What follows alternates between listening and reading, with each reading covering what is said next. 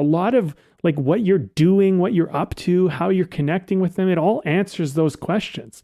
And that's what I think like purpose does for us in our lives. It answers questions to things that we find very complex. We don't know how to answer them. Like, what do I do right now? Well, what's your purpose? What what impact are you trying to create?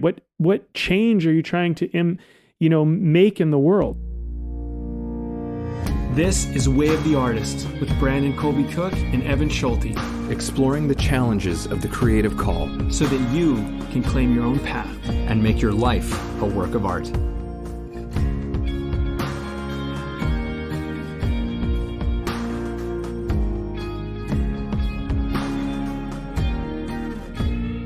All right, it's another day of podcasting, Evan.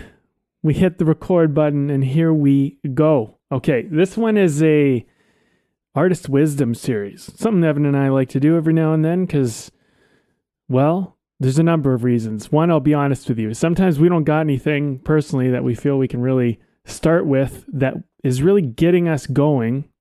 So we look to a wise person out there who maybe said something interesting that we relate to or connect with, and then we try to run with it, explore it, see what happens.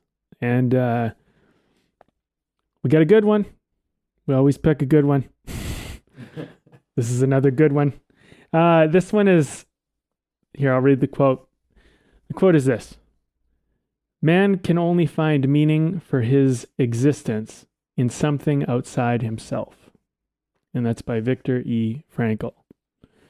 He wrote a great book, Man's Search for Meaning. Evan and I have both read it.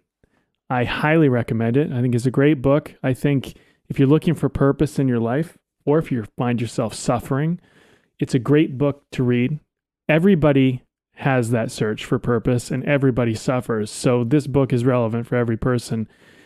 But the idea of the book, so you kind of understand what's going on, was he was in a camp during, he was a Jewish person in the camp and everybody was dying around him and it looked like his life was over, and what do you live for? And he found that people who didn't find a sense of meaning or purpose, they usually were the ones that would die. And for him to find purpose and meaning in a horrible situation like that was very challenging. And the book gets into a lot of his struggle and his challenges with that and his experiences, but it's very relevant for today. One thing I think it really kind of resonates is we all suffer, but most of us hopefully never suffer like that. And if you ever suffer like that, how could you ever find meaning? So I think if he can find meaning in a situation like that, then we can all look and go, well, you know what? My life isn't that bad. So maybe it's not going to be, if he can do it, then I can do it. Right. So anyway, I think it's an interesting quote to start the day with, Evan. So I'm going to pass it on to you. What are your thoughts? Oh yeah. I mean, it feels good to be bringing in Viktor Frankl. I think that's one of the other things I love about these, not just because, sometimes we are stuck. Sometimes we're just at a stuck place and we need something with some juice to it. And that can be a component, but there's also a component to which I like doing these ones because it's like we're bringing another person into the room. In a way, it's like we're invoking the person whose words who said these words or wrote these words and inviting them into the space with us to just sort of really dive into it, dissect it, and draw things out. And with Viktor Frankl, I mean, we looked at I don't know how many different Viktor Frankl quotes. It just seemed like, let's do Frankl.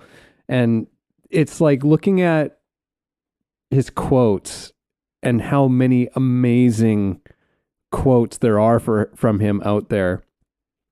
And so many of them come from Man's Search for Meaning. It's like, and I remember, I have to reread it now. I have to go back and reread it because it is one of those books where it feels like almost every single page is a mic drop kind of there's a mic drop moment in it. He says something so insanely profound that if we really absorbed truly like what he was saying, like your whole life would change if you really fully grasped some of the things that he was saying, just one of them, and yeah, he definitely, he talks a lot about suffering for sure because of how much he went through and how much he saw other people going through. And I think that I'm glad that you brought in some of who he is for people who don't know and where he comes from, because I think it is so important, I think, in before we even talk about some of the things he said, of understanding that thing of where he comes from. And he was a psychotherapist as well.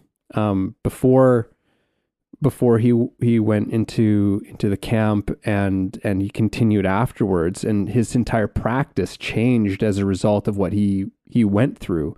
And where there's even a quote that we came across where he said, Freud said it's all, we're all about pleasure, and I can't remember who else it was said that it was all about power, but really a human being's life is about meaning and our quest for meaning, and how suffering is very often one of the greatest catalysts for discovering what that thing is, because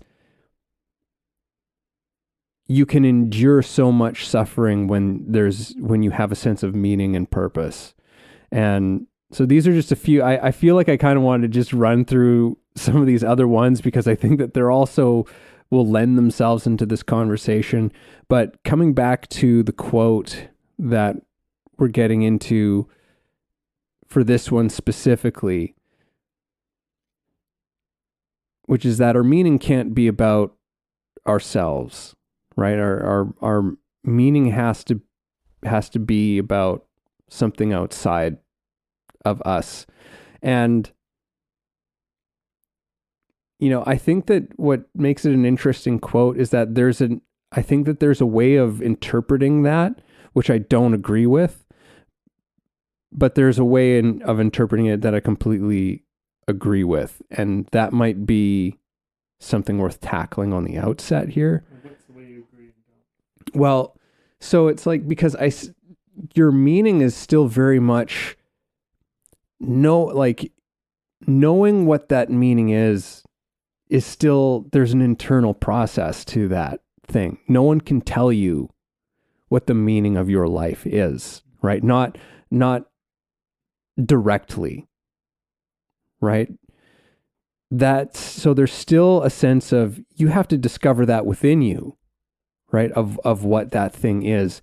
But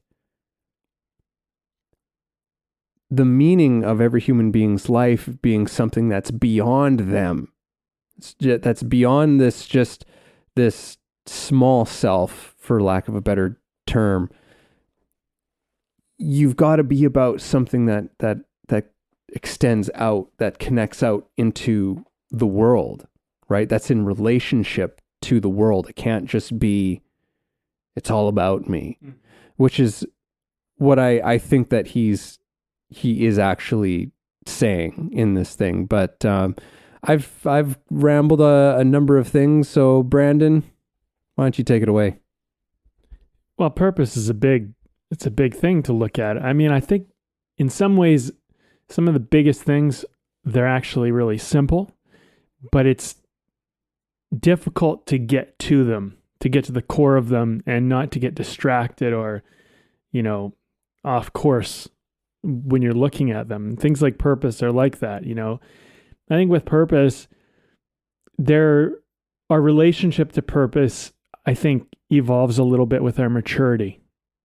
I don't know if this is true or not. I mean, I just kind of look at my own journey with purpose and how much I was consciously aware of it and unconsciously aware of it, and how much I thought I knew what I was going for and what I was actually going for. They were, I don't know if I was always clear on that. So I think if you would ask me at certain times in my life, I might have told you that my purpose was something that wasn't actually what it was, but I might have believed that it was that.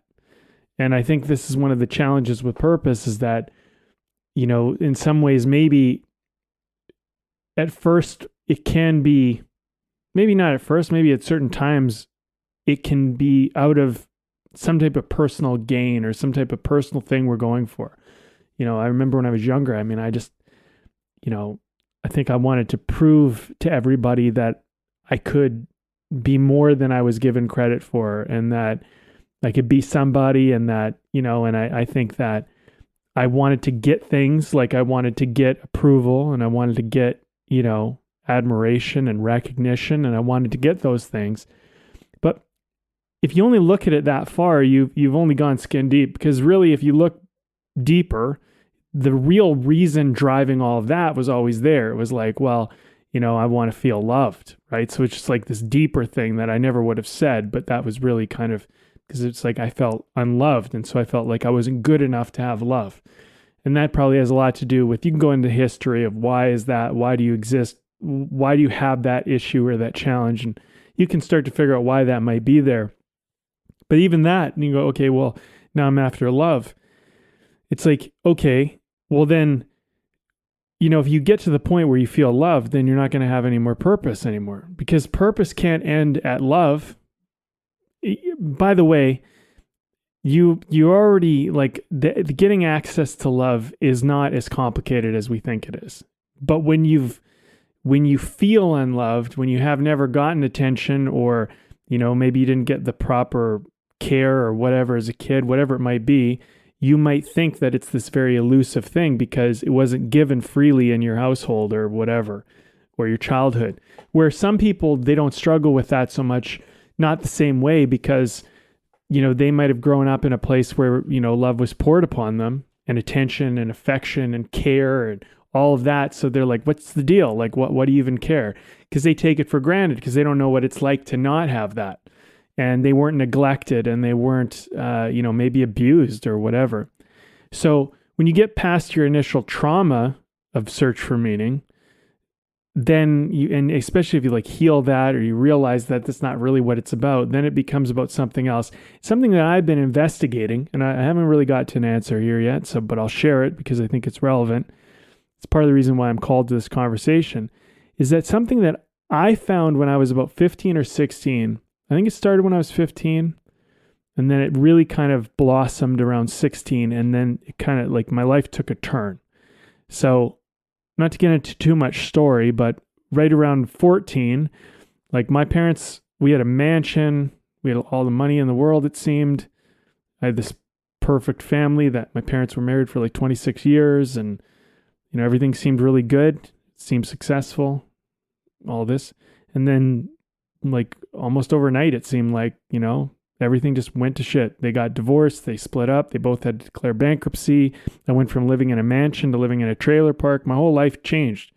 And losing the money and the things and all the nice stuff, that actually, I remember that didn't really bother me, not even really in the slightest. I actually almost didn't even care about that. But what was so hard for me was that my parents splitting up, and just trying to make sense of that, because, like, my whole world didn't make sense anymore, because, I thought I came from this family that was really good, and everything, it was working. And then suddenly to kind of realize, no, it's not working. In fact, it's working so poorly that, like, your whole world just gets shook upside down. And then I was kind of like left alone. And, I always find things in my life, at least, have come in, like, multiple things happen at once. It's not just the parents split, but right around that time, my best friend, we were kind of maturing into high school, and we were kind of parting ways, and that was very difficult. And there was, like, just a lot of aloneness. My brothers, one of my brothers was going off to, the island to go to university. My other brother was going across the country to work. So I was just left alone, and my best friend wasn't really in my life. And then my parents were split, and they didn't have time for me, and my brothers were gone, and I was just alone, and nothing made sense. And it was just like, well, what do you do? And I started, what I would do is I would be home alone, and no one was giving me any attention. And so I would go to the movie theater, and I would watch movies, and I'd do that alone. And when I watched a movie, I felt this kind of sense of peace, and I felt this sense of, sometimes I'd be watching a character go through something that I felt I could relate to, and then I didn't feel so alone. And I was trying to make sense of the world. I started going to church. I was looking for things. I was just searching like religions and spirituality. I was just looking, I was searching, right? And then about a year of that, and then 16, I made a film. And it wasn't like I'm going to be a filmmaker. I just made a film. I got a bunch of my friends together at this camp that I was at, and I just wanted to make a film. So I borrowed my friend's mom's camera and then convinced everybody there at camp to make a film with me. And we did it over a week, and we showed it at like the talent festival, and it won the thing. And it was such a great experience. And like when we actually went to the talent festival, there was like 300 people in the audience. It was crazy. And everybody like really liked the film, and I'd like never done anything, but it was really genuine and authentic film. And I came home, and I remember just being like, I'm going to be a film director. That's what I'm going to do. And I found this purpose. But here's the thing. What I'm finding is that my sense of purpose comes from, I want to give people that experience that I had. When you're totally lost and you don't know how you can have what you want, and maybe you don't even know what you want. But one thing I'm good at because of that experience is just going, I'm going to go do this, and I'm going to find a way to make it happen. And I love teaching and sharing that stuff with people. So there's something about inspiring people to create and find meaning in what they create that has something to do with purpose for me. So even though I might have used filmmaking and even acting and screenwriting and some of these other things to try to get recognition, affection, attention, love, and whatever, and those were my personal needs I was after, ultimately, I think what I'm trying to do is share that experience with people and help them have it too. And maybe there's another layer even deeper than that. I don't really know. But what I found about purpose is it's not always what's evident on the front. It's sometimes you have to dig and dig and dig. And, and as you mature, you start to realize, oh, I thought I had it. And you're like, no, it's deeper than what you thought. You thought you had it, but it's actually deeper than that. Yeah, it's really a matter of becoming more and more intimate with what that thing is, because that initial thing could still very much be what it is, but it's just, again, it's that layers of intimacy that you begin to develop with that, where it becomes a much richer type of being, almost like a partner that you have in your life who, you start living with them and you start to learn all these things about them, and they start to teach things to you about yourself as well. I think it's often like that. It's not necessarily like, oh, my thing was wrong. I mean, I think that can happen, but I think very often it's like, oh no, it's just, you're working through these different stages of that relationship with the meaning of your life, which is, I mean, hell, that's one of the biggest things that you could say an artist is interested in, is exploring, like, meaning, like what is the meaning of our lives and ourselves and all of this. There's lots that you said that I was like, oh man, like my mind was going off in different kinds of tangents and directions. One thing that you said that I thought was really interesting is you brought up that in your story, you brought up something about love, and it just got me to thinking that meaning, I think, is perhaps one of like the deepest forms of love that we can experience, because of what it can endure, and because of what Viktor Frankl was saying, that it can endure, that essentially any level of suffering can be lived through, can be worked through, can be survived in some extent, if you have that connection, if you have that relationship, because that thing can always be active, no matter what your circumstances are, which is another one of his big things, and another quote that we didn't use, but him talking about how your circumstances don't really shape the person that you are, right? That it's how you are within those circumstances that are a bigger factor in that whole equation. but I'm getting a little off of where I was going. There's something about this idea of love and meaning, or meaning as a very deep form of love that we in some ways are charged to discover and learn about ourselves because of its power, I think. And there was something else too that you were saying that struck me in some kind of way here. But I was thinking about our last podcast. So our last podcast, we were talking about, storytelling versus content, like in the soul of storytelling, and this loss that there seems to be within so much of, a medium that we've, spent a lot of time in, and you talking about going to the theater on your own and seeing these stories that gave you something, that enriched something, that maybe that led to an activation of some of meaning in you, which is like, yeah, I mean, that's what art does in its highest forms. It speaks to us at those places. And I think that's, piggybacking a bit off of the last podcast, again, I think that's part of the problem with, the content, this barrage of content that we live with, not story, but content, just giving you content all the time. And it's like, well, yeah, I mean, it's like, like content is like story without the meaning in a kind of way. And it's like, yeah, there's so much that's devoid of meaning. It's all about hitting pleasure centers, right? And that's another thing that Frankl talks about as well, which is that when we don't have a sense of meaning and purpose, we seek pleasure. I mean, he wrote this shit how long ago? Back in the 40s, I think. I mean,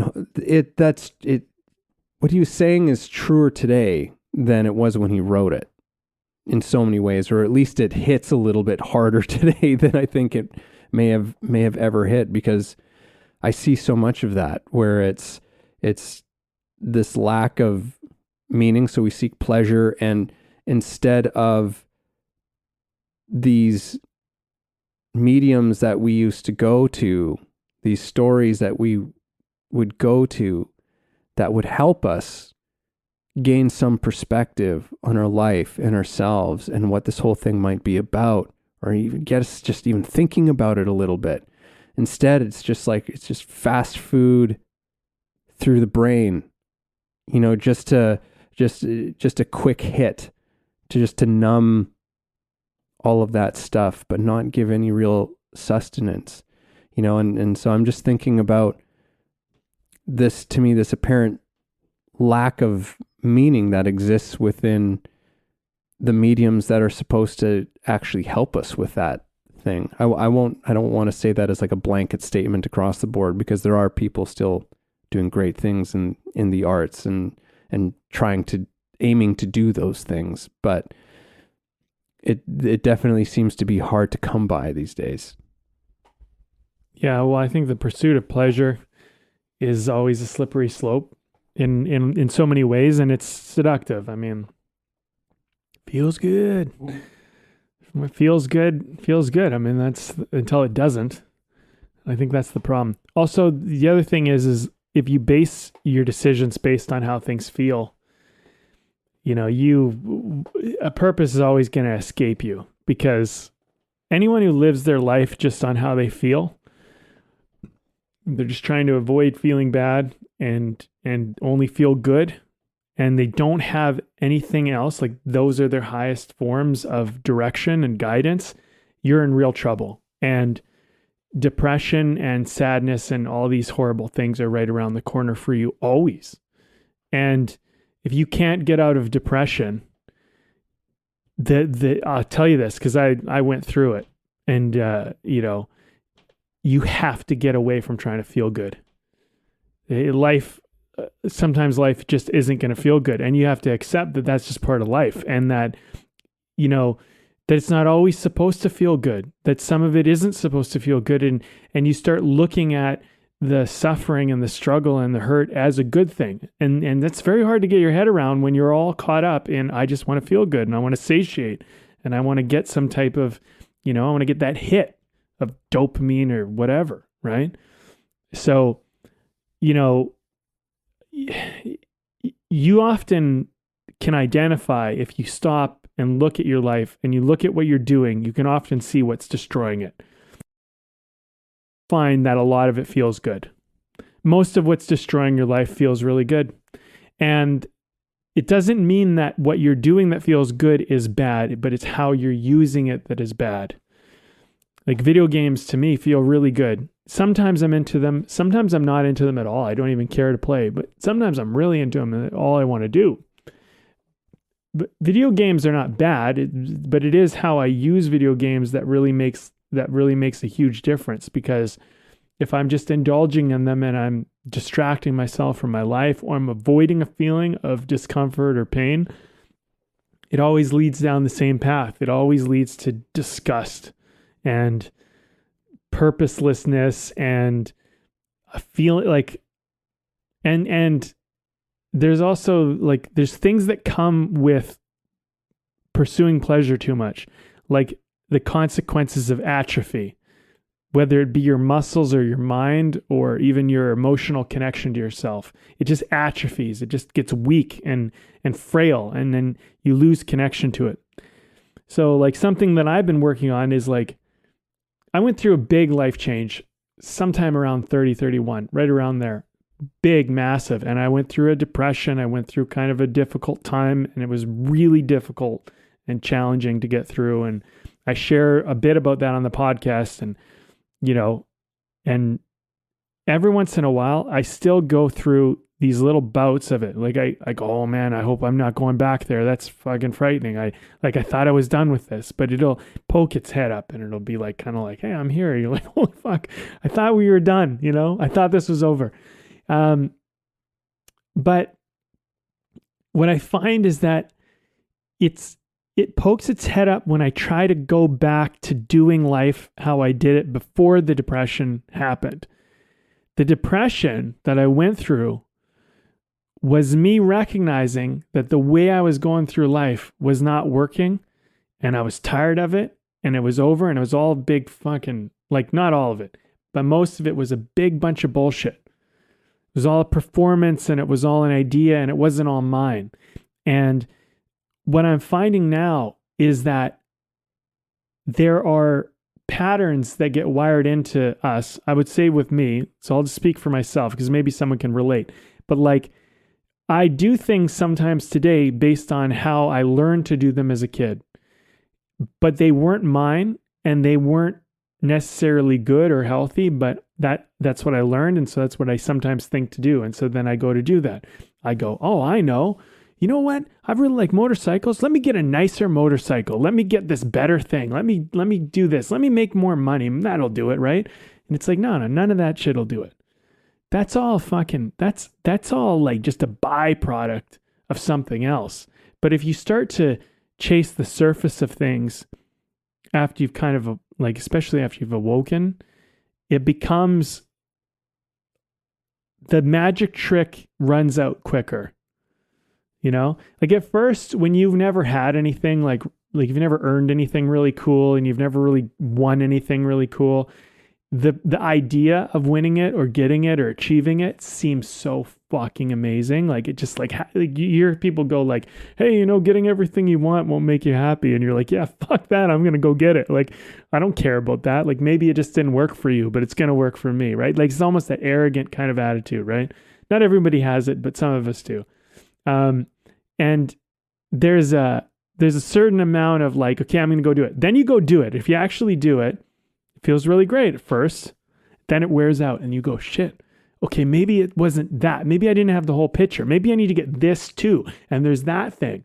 And what I found for me, when I started achieving a bunch of shit, I had my show, I had my money, I had the girlfriend, I had all this stuff. I was traveling the world, I was doing all this shit. I was spinning all these plates. And when all the plates were spinning and everything was working, it all seemed so fucking great.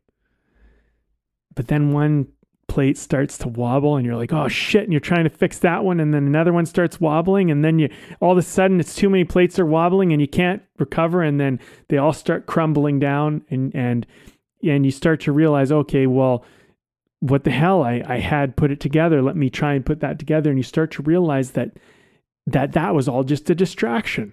It was all this, like, I was living up to this image, this idea of who I thought I was supposed to be. You're supposed to be wealthy, successful, have the girlfriend. You're supposed to be somebody. You're supposed to do all this stuff. And I did all this stuff. But you know what? I'll tell you something, Evan. It was probably when like one plate started wobbling. That was before everything crashed. I started to wake up because one day I came home. I remember it was a good day. I had a good day. I shared this story before. I had a good day. Came home, sat on the edge of my bed, and all of a sudden I had this, like, I just put my head in my hands and I started crying, and I was like, what the hell is going on? You have everything. You should be so happy. And I wasn't. And it dawned on me in that moment that I wasn't happy. And all the stuff that I was doing wasn't doing the trick. And that was one of the early stages of waking up to going, this isn't what it's about. But I had to go all that distance. And then things just start crumbling down, and you try to put them back up. You try to respin the plate again. You lose the girlfriend, you get a new girlfriend. It's even hotter, or whatever, even more popular or famous or whatever your thing is. You lose the money, you go get more money. You go do something bigger, And the thing is that it's not satisfying. The first time it was kind of satisfying, or at least they had the illusion of satisfaction, but then it starts to not be. And then that's where the depression comes in, because now you can't go, I can't fix this. I'm headed down a mudslide, and I cannot stop myself from heading to wherever the hell this is heading. And you keep trying to put the plates back up, and you might even put more plates up, and it doesn't do the fucking trick. And that's, and you can look at that and you go, that's horrible. What a horrible thing. Or you could look at it and go, what a gift. That was me getting to a point of awakening where I realized that spending my entire life, wasting my entire life, trying to spin plates to be somebody, to have some kind of life, to have some type of image of a life, was actually not what meaning and purpose was about. That's not what that 16-year-old kid was really after. And then it all crumbles, and eventually, when you let it all just fall down and then you try to pick up those pieces and rebuild it and figure out how to put it together, that's where like deeper sense of meaning starts to come from. And, I haven't figured it all out, but I have definitely figured out that some of what I was doing was a whole big bunch of bullshit.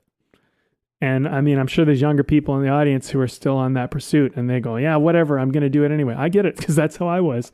So good luck. That's all I can say. But, if you can start to see the warning signs ahead of time, then maybe you can start to, maybe you don't have to go so far down the road and like, just, but I don't know. I mean, this is just something that I'm living.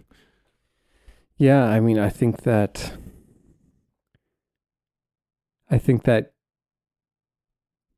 in so many ways you head down that road, and coming back to that whole idea of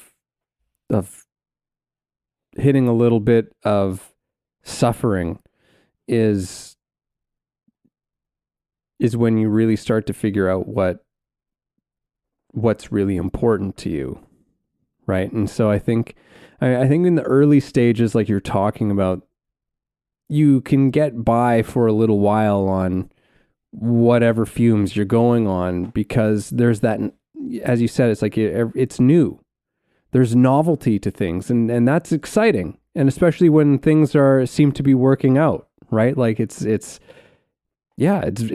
really exciting thing to do. But as time goes on, you keep doing that thing, it loses that freshness to it, right? It loses that new thing. That's very often where we find ourselves in a position of questioning what we're doing, why we're doing it, because it's like, oh, this had such a thing before, but now it doesn't. And it's like, well, yeah, because you were just on the surface of something, and that was fun. It was like when you're first in a relationship with somebody, like there's this heat and this newness and this giddiness and this, kind of embarrassment about the whole thing too, as you're getting to know somebody and do new things with this person.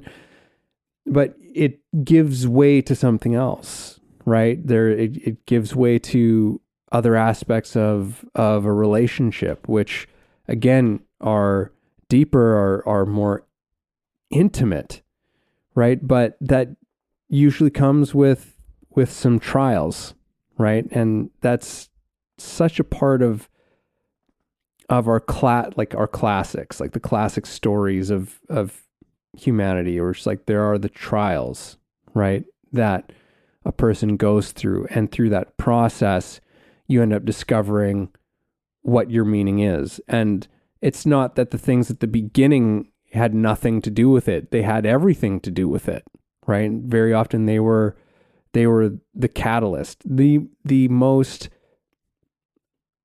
as far as I understand, the most popular story structure that exists is a story called Man in Whole.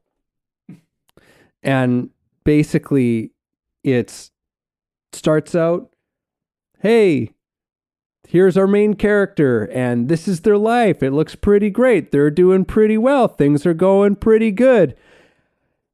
Boom. Something fucking happens. Man in Whole. Your whole life just gets upturned, disrupted, shattered in some way, and now we climb our way back out, because we're not interested in watching a story about somebody whose life is just that, hey, things are easy breezy, let's just go on day to day routine, it's all good. We don't want to watch that. We're not interested in that story, right? It's a part of the story. It's an important part of the story, because it gives us some context to things. It gives us a richer backdrop for these trials to occur, right? But coming back to this quote, can we pull that quote up again? I know it's not a very long one, but it's, man can only find meaning for his existence in something outside himself. Okay, and I hope everyone can forgive Viktor Frankl's language in this one. Just a person, a human being. Because I think that as much as this conversation and the things we've been getting to, it's all been fantastic, but I feel this sort of call to get back to this quote and what he's saying. And I think that really one of the big aspects of that quote is, again, that thing of outside himself, outside yourself. Because, you said like, hey, I'd like to see if he has some kind of quote that actually is somewhat directive, right? Because he says a lot of things of like, well, it's every person's quest to find their meaning, to go out and look for it. And says, but you said specifically, does he have something where he gives us a little bit of direction? And this was the one that we found, which is it's outside of yourself. And another quote that I found of his through this process is, he said, "The meaning of my life is to help others find theirs." So I just thought, it's like, okay, so here he is describing in the language, meaning, right? The meaning of his life and and how that is in relationship to the world, right? Because it is. That's where so much of what your meaning is. It all comes down to your relationship to the world and how you want to be in a relationship to and with the world. It doesn't exist as a standalone unit, right? It's not your meaning unto yourself. It's your meaning unto the world in a certain respect. So using that I'm thinking of this almost as a template and something that I was like, that would be a good thing to just spend some time with. Just being like, the meaning of my life is to help what? Right? And see what comes up out of that. What comes up out of like, okay, this isn't about you. This is about what are you helping? How are you helping something that's, again, it's bigger than you? And I'm even thinking about this in respect to what I've learned about great acting, which is, well, yeah, put your attention on the other person. Put your attention on the other people that you're in the scene with and take the attention off of yourself, because the other people are going to tell you how to do how you're going to perform the scene. In response to them, you're going to know what to do. And that not only are they going to tell you what to do, but they're actually going to take you further than you could take yourself. Right? Which is another big thing that I learned about acting, which is that instead of trying to put all that trust and faith in just, not to have trust and faith in yourself, but that it's not a closed circuit, right? That trusted faith in yourself is an open circuit that ties in with others around you. And that when you open that and extend that circuit to connect with another person or cause or whatever that thing is that only you can answer, has a meaning to you, that can take you places that you couldn't even imagine taking yourself. So, love the parallels that are coming up out of this one right now. Yeah, there's a lot of good stuff here. Well, to go to acting is a great example of, so many things here. Because acting, if you're going to do acting, it's really so much about what is outward. And if you get too focused on yourself, it's not going to work. You'll never be able to perform a great performance if it's all about you. And you got to find ways to put your attention and energy outward. I've been working with someone who's an actor right now, and we were talking about objective, and I was like, their performances were pretty good, but there's like nothing kind of captivating and moving about it. And like, it was just kind of like, yeah, like emotionally available, like it's natural, it's like a lot of things that kind of seem to work, but it's like I was looking at it, I'm like, well, what's your objective?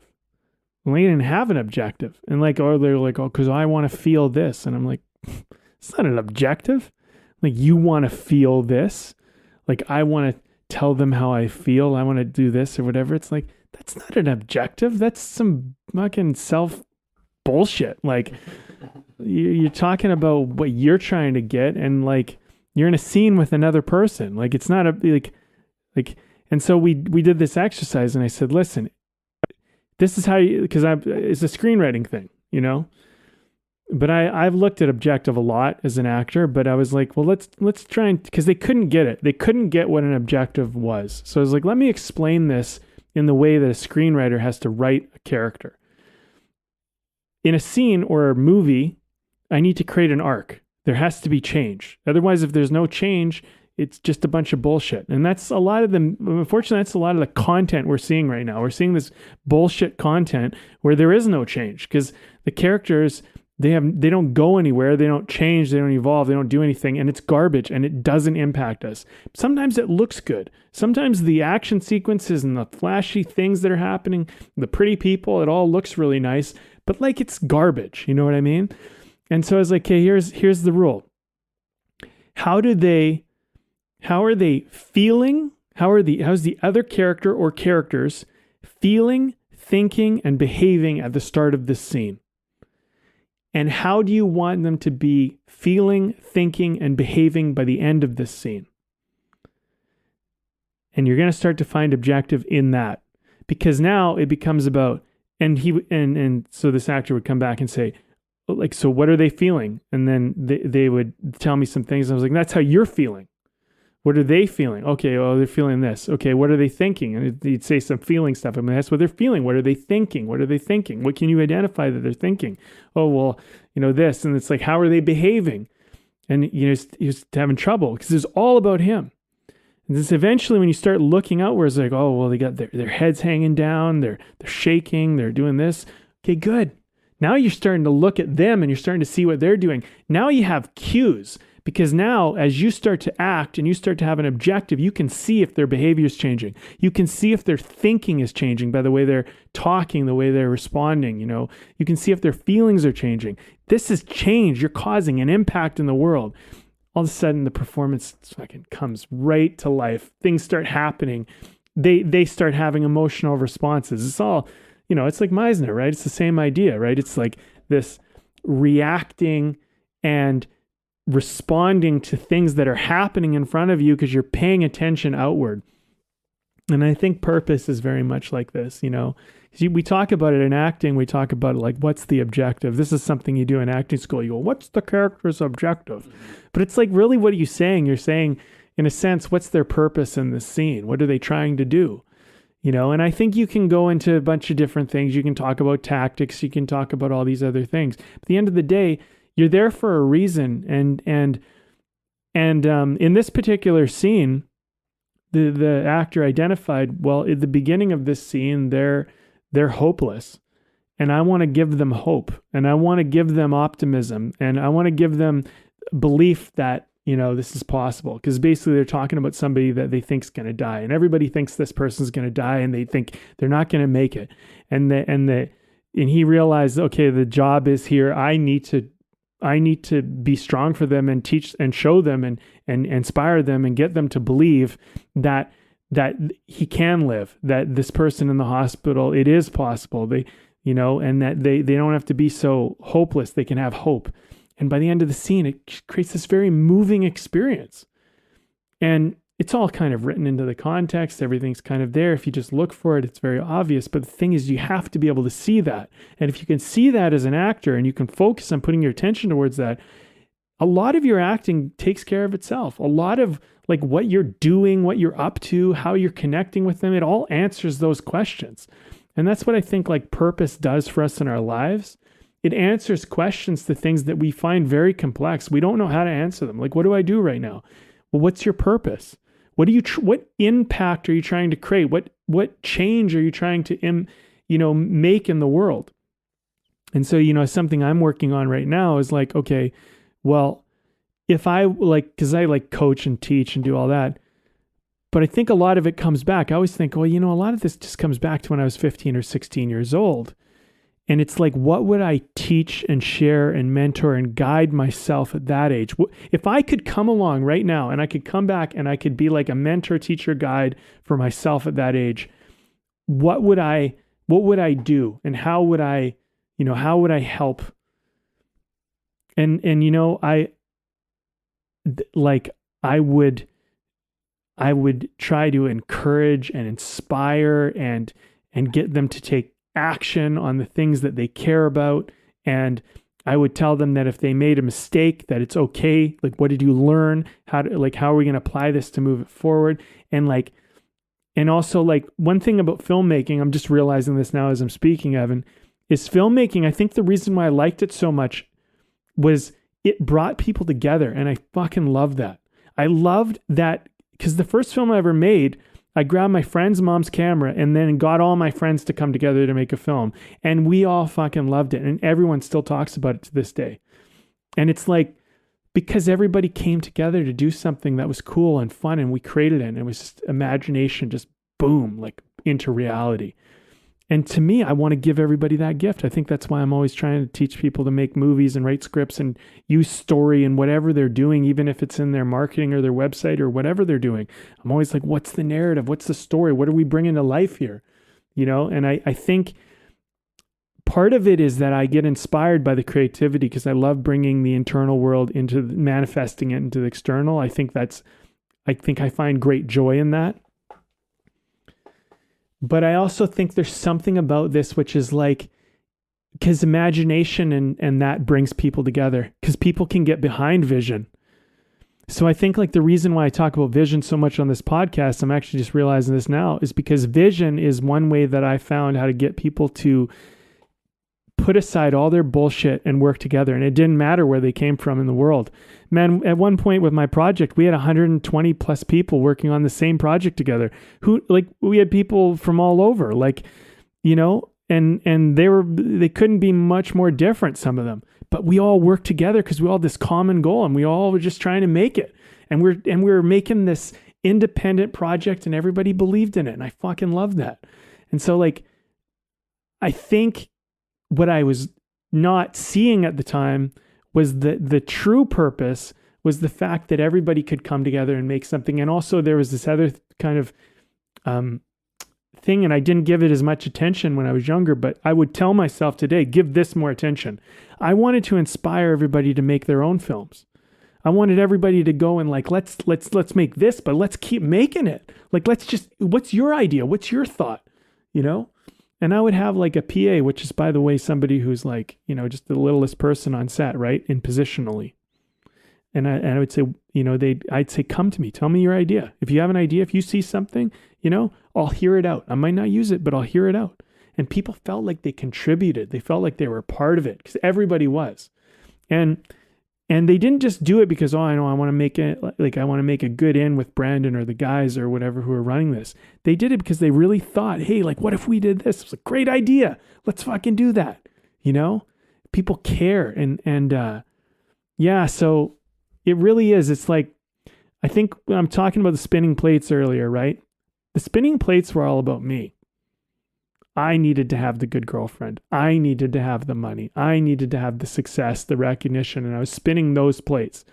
And that was the ego, and that was the false sense of purpose. None of that was real. It was like the actor who's talking about, I want to feel this way. I'm doing the scene because I want to feel this way. That's all bullshit. You will feel a certain way if you start to give and you start to contribute, but it's not what it's about. And I understand how we get confused now. Like, we get confused because we like that feeling and we want more of that feeling. So like, yeah, it's about that feeling. It's not really about that feeling. That feeling's actually a byproduct of purpose. Purpose gives you that feeling. But if you start pursuing that feeling, the feeling escapes you. The plates come down and they crash. And you actually have to go back to the purpose. So you know what I would tell myself now is, I'm thinking about it at 30, when I was kind of going through that, I would have said, stop focusing on you and how you feel. Start focusing on what you're trying to do here in the world. Because yeah, some things are falling apart in your life, but that actually doesn't take away from what you're trying to do. That actually is going to add to what you're doing. Because some of those people who you're working with maybe aren't the right people to be working with. And maybe they're there for the wrong reasons. And maybe you brought them into your life for the wrong reasons. Because maybe they give you something that you think feels good, like some kind of feeling of love or acceptance that you're actually looking for. And you don't need that from them. Focus on the purpose. Focus on what you're building, on what you're creating. And I could have saved myself a whole lot of fucking heartache, you know, but I'm seeing that now because I think this is the thing about purpose, right? And I'm like, whatever, man. If I find purpose now in my life and it took me this long, so be it.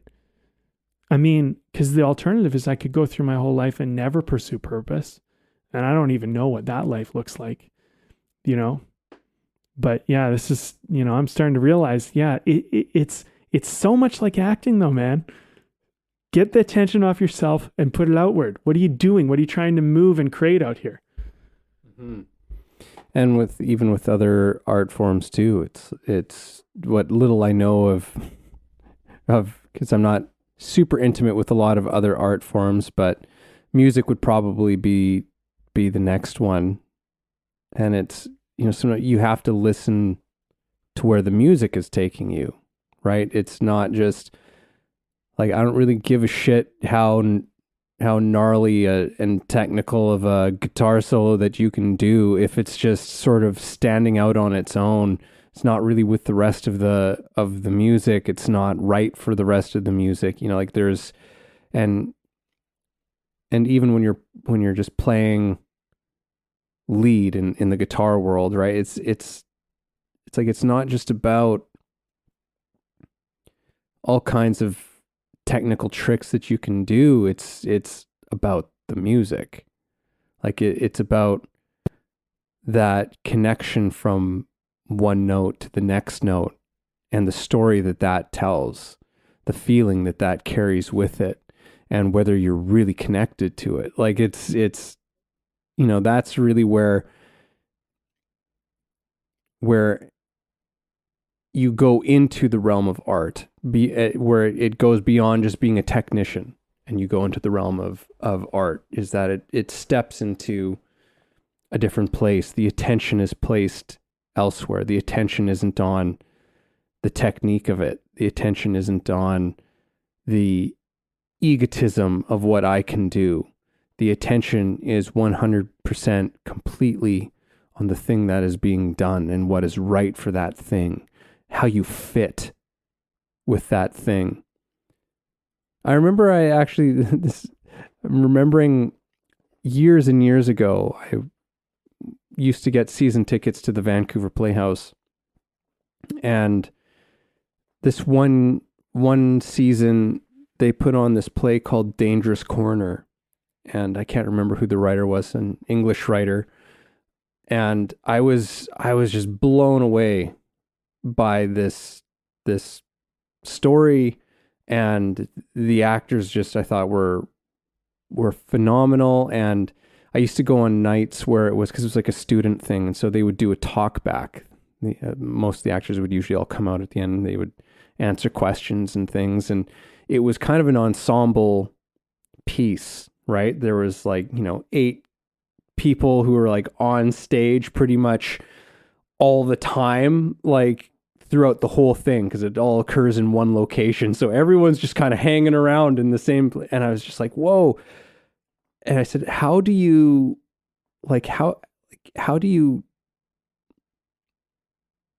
sort of perform in that when there's all of these people going on? Because in my mind, I was still this acting student who was thinking about stuff like, how do you know how to play your objective here when there's so many people that are going on? My mind on the technique, right?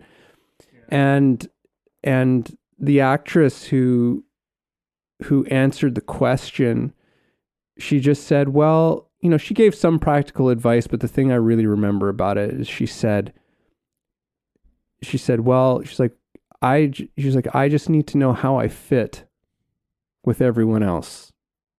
She's like, once I know how I fit and with everyone else, then I kind of know who the hot person is every moment in the scene for me, right? Because it moves around, and I was like, oh wow, that's so great. But it's like, I think that again, that's part of coming back to this quote. It's like, it's that fit. How do you fit with the rest of us? How do you fit? And that doesn't mean that absolutely 100% does not mean conforming or just doing what other people want you to do. Not in the slightest. It's still very much about understanding what those gifts are that you have, what that passion is that you have, and how is that something that helps other people?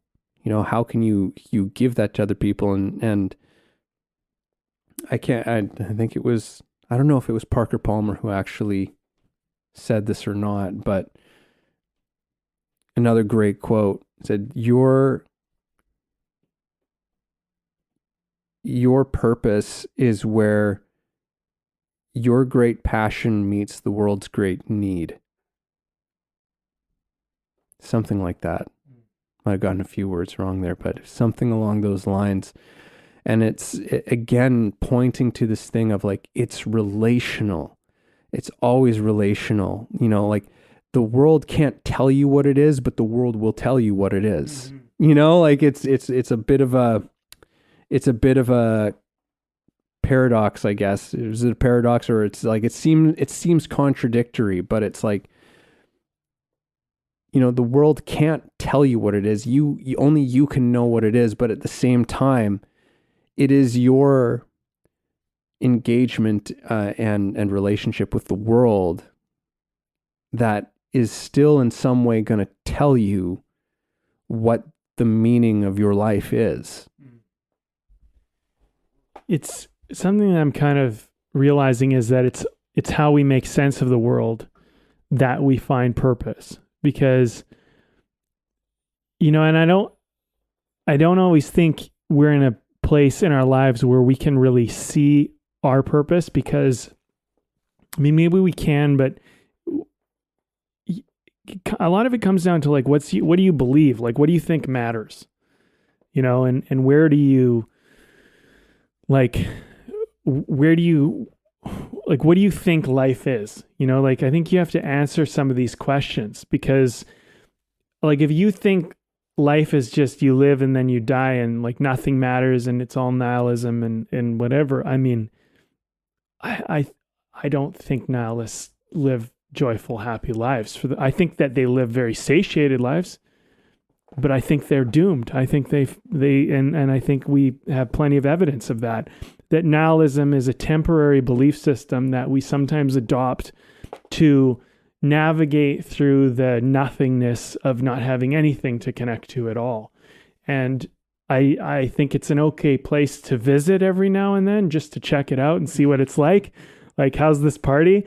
But like, I don't think you should hang out there too long. Oh, God.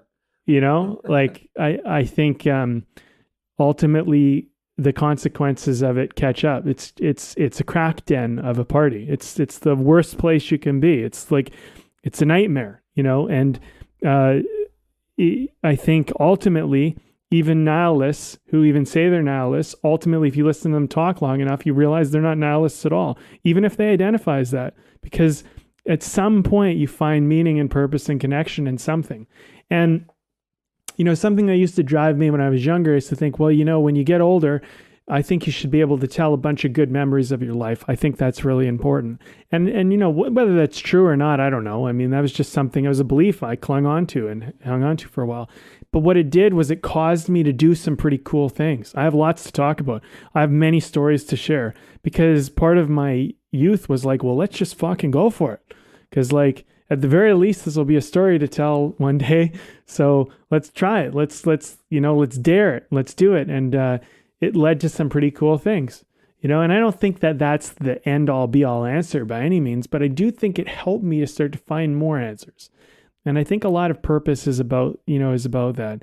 The other thing too is like, you know, and like, I'm not saying that I have the way, I just have my way, but I think people expressing their vision, like this incredible imagination and these ideas they have in their head, and to be able to bring that into reality in some form. I found that movies are a cool way to do it, but I mean, if you wanted to like build architecture, I suppose that could be a way, or you want to play music, maybe like paint something, I don't know, dance it out, whatever. But the fact that you could bring something inside of you and then show us in the world, to me, that's such a fucking magical thing. I'm just like, life has to be something about that, to me at least. So there's something in that. So this is like part of my belief system. So have memories when you're older to talk about. Something inside of you needs to come out and be shared with the world. That's an important part of this process. I'd rather be fucking happy and joyful and fulfilled and feel love than to not feel any of those things. So that definitely, let's throw that in the fucking pot of the stew, right? So it's like, then you start to have some fucking ingredients to work with. Then you can start to figure out, well, what do I want to do with that shit? And it's like, well, I'll make some films. You know what? I'll teach people how to make some films. And you know what? Actually, sometimes it's not just about making the film. It's actually about writing the script. So let's write the script. And you know what? It is pretty fun to fucking act and play the part. So let's try that too. And then some of the stuff you find, you try it out and it's not really for you, but it's not that you didn't enjoy it, but it might not be the thing you really like to do. And I think this is where a lot of us find our art, you know? And so for the artists out there that are lacking purpose, like it's just your form of expression. So if you're an actor and that's what you love to do, don't look at it as purposeless. It's fucking so purposeful because that's what you love to do. So if you love to do it that way, and that's what's going to bring your internal world out to this world, I would say fucking A, go do more of that. And actually, not only is it vitally important to the world and to your life, but it is something inside of you needs to come out. And if that's the best way you have to do it, then do it that way. And if you find a better way along the way, then go and do it that way. But whatever, you know. Evan, this has been such great talk, and I don't know if you have anything to add to it, but I'm thinking we are getting to that witching hour. Yeah. So maybe wrap this up. This has been fun though. But you know what I think the thing is like, I do think purpose goes through stages of evolution and maturity. And, you know, there is a relationship, as you mentioned, to it, where both the internal, our experience matters, and what we're doing in the external matters. But I don't think it's always just one or the other. I don't think we should look at it as black and white. I think both matter because I don't think you should just be out there. I'm just going to give and give and give and give and not get anything back, because I think there is a give and take about this. No one's expecting you to go out in the world and just give up everything in yourself and just suffer your whole life to give everyone else something. Like I think if we love you, which ultimately we do, you know, and I'm talking about all of humanity, like really people love you because when they see themselves in you, they love you and they love, you know, this is whatever. But the point is that I want you to be happy too. And if you can bring me happiness and joy and purpose, then that's fucking amazing. Like I'm definitely going to want to be around you more, but I also want to give you the same thing. And I don't think that you should be ashamed to ask for that. But also, I think you'll sour our relationship if you make it all about what you get and nothing about what you give. But I also think you can do the same by just making it all about what you give and not what you can get too, because I think some of it's for you. I think this is a pie that we all want to share. I think it's something, you know, we're at the birthday party. I want to give you a slice of my birthday cake. I don't want to eat the whole thing myself. You're here to have a slice with me. You know what I'm saying? So I think like there's an element to, you know, why are we all here matters just as much as like, why am I here? And not too much one or the other, but they all add up. So anyway, here's the beer. Okay, this is Bowen Island Brewing Company. It's called the Coastline Pale Ale. I like it because it's cheap. It's a very inexpensive beer, surprisingly so. I picked this up for which feels like nothing. But it's been a pretty solid pale ale. It's been pretty good. It's I've been enjoying it. I don't know. I mean, it's nice. You know, it's nice when people just knock out a nice, cheap, solid beer. So I'm happy about that. And I don't think it tastes cheap, but it was cheap. And I appreciate that. And I share that with the world. Bowen Island is a brewing company. They've got a long tradition of good, solid, local, cheap beer. And it's good. It's got like it's definitely more of a mouthful for a pale ale than you might expect. But you know, there's lots of, I'm just like looking at it and like they got lots of hops action in on this one. Where did I just see that? It was like they got a ton of hops in this bad boy. Like hops, Galena, Nugget, Willamette, Apollo, and Cascade. It's out of control. So hey man, you're getting your hops worth. Yeah, that's for sure. So all right, let's wrap this one. The hour is getting late. You know, I'll just, from what you were saying and just reflecting back on this conversation, inspired by Viktor Frankl, thank you for being with us this evening, sir. to inspire this conversation. And it's really, I'm coming back to this word of, these words, relationship and intimacy, seem to be really big words for me in this conversation, where, meaning is in so many ways, it's like, it's our relationship to everything all bottled up in meaning, right? Our relationship to ourselves, our relationship to the world, our relationship to others, and everything that's in between all of those things, which is just probably incalculable. Is that the right word? Incalculable. It's probably impossible for us to fathom necessarily all of those things, but it's about our relationship to everything. And what and how do we want those relationships to be? And that it's not just about ourselves. It's about our connection to everyone and everything else. And I mean, there's, Viktor Frankl was a psychotherapist. I mean, he wrote a book. He's an artist in his own right, but he isn't explicitly what you would consider an artist. But he's talking very deeply about what artists do. What an artist is engaged with, and it's very much entrenched in these things about meaning and about purpose and about that connection, right? It's not just about the artist, doing, I really do. I think that we've glorified too much in our culture and our society about just being this whole thing of like, I don't need anybody, kind of standalone, types of people. It's just like the self-empowerment thing. And it's just like, hey, don't get me wrong. Like there's like being empowered, is great.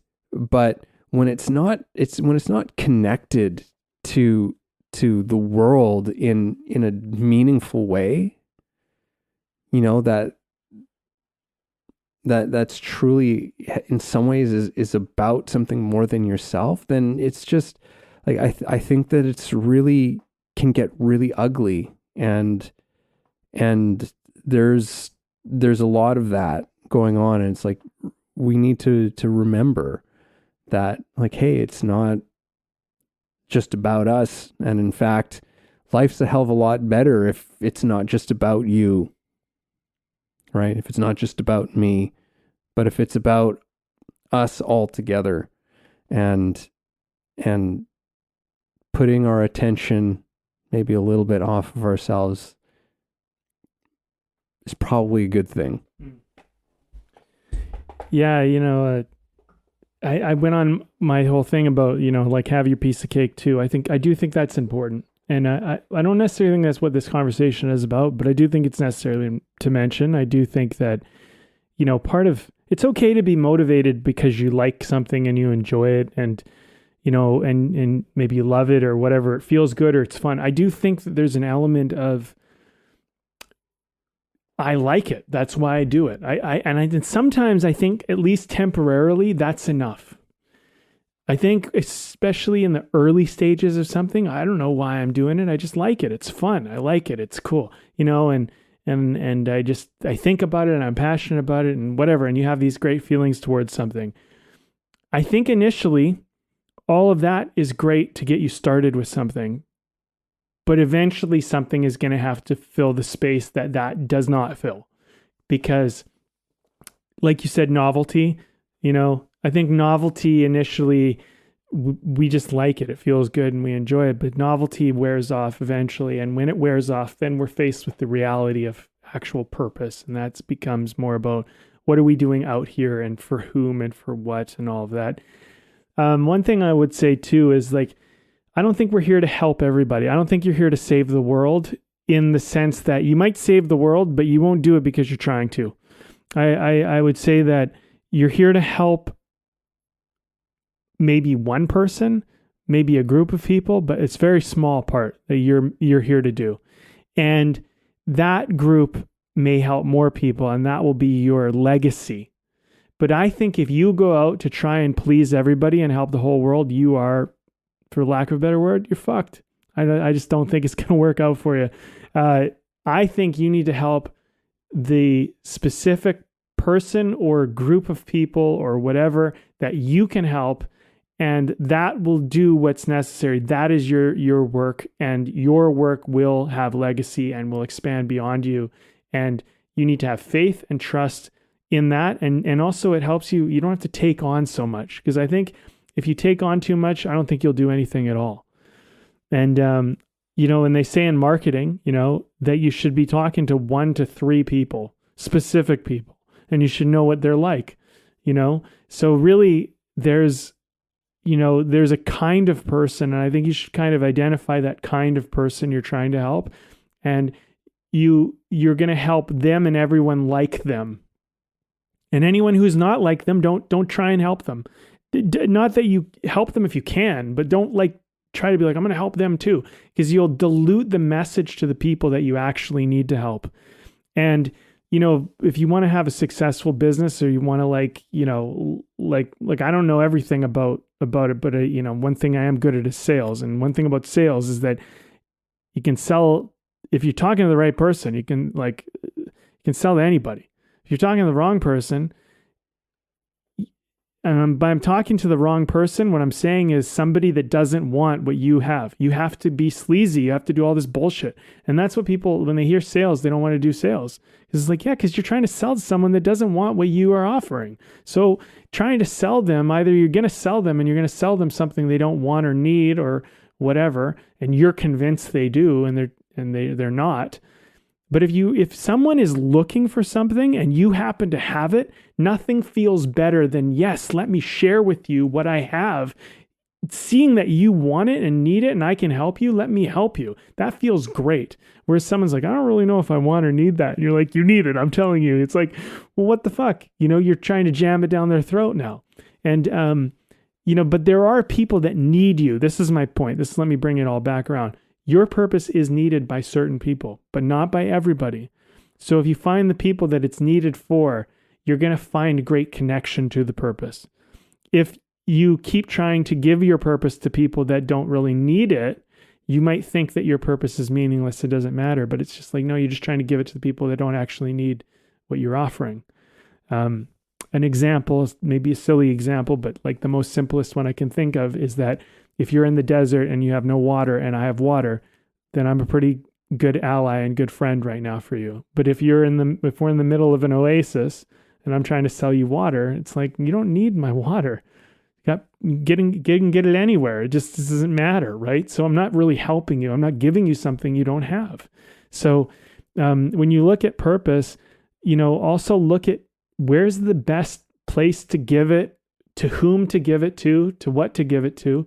And I think that's a big part of this whole thing we're talking about as well. And sometimes that might help you figure out where you're meant to be in this world and what you're meant to do. Because I think sometimes we go, well, I don't know where I want to be or what I want to do, or those types of questions start to get answered when you start to figure out who would I be good at helping, and then you can put yourself in that environment. And one more analogy, kind of like a plant in a garden or something. You need the right things to survive, and not only to survive, but to flourish. And if you're a plant that needs an abundance of water, and we put you in the desert, you might die, right? Just like if you're a cacti and we put you in this oasis, wetlands, you probably die. Because it's not your environment. It's not the right place for you to thrive and survive. It's not where you will flourish. And so you need to identify, hey, this environment, it might be good for other people, isn't good for me. Or this environment isn't good for everyone else, but hey, I love being here. This is great for me. So that's where you're needed, right? And maybe that helps. I don't know. But this is something I'm working out. Evan's working out. And thanks for being here.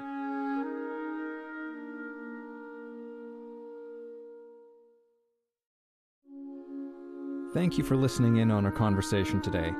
We hope you found something helpful that you can carry forward with you. Head over to our website, wayoftheartist.com, for more free exclusive material and learn about the show.